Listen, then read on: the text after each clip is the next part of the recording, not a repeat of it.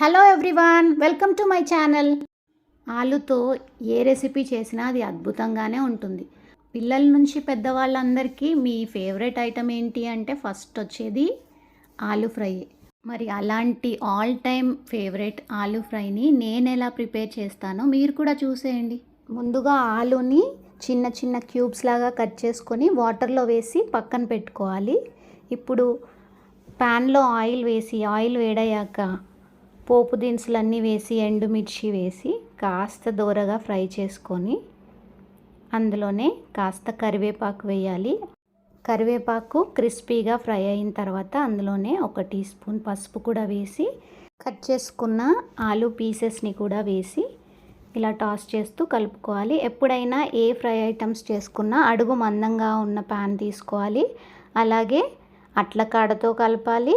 స్టవ్ని లో to medium ఫ్లేమ్లోనే పెట్టి కుకింగ్ చేసుకోవాలి. చూసారు కదా, ఆలు పీసెస్ అన్నీ ఇలా సాఫ్ట్గా అయిపోయాయి. ఇప్పుడు ఉప్పు కారం వేసి మెల్లిగా టాస్ చేస్తూ అడుగంటకుండా మెల్లిగా కలుపుకోవాలి. లో ఫ్లేమ్లోనే ఇదంతా.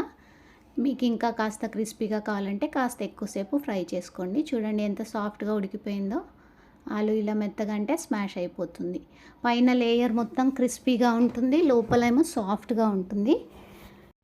ఇప్పుడు కొంచెం ధనియా పౌడర్, కొంచెం జీరా పౌడర్ వేసి ఇంకొక 2 to 3 మినిట్స్ అలా టాస్ చేస్తూ కలుపుకొని ఇంకా డిష్ అవుట్ చేసుకోవడమే.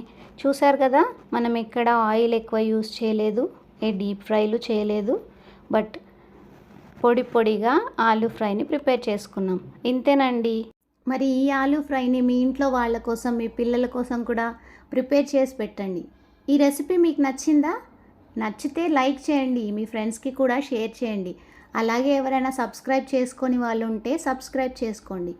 మీ ట్రై చేశాక మీకు ఎలా కుదిరిందో కామెంట్ బాక్స్లో కామెంట్ చేయండి.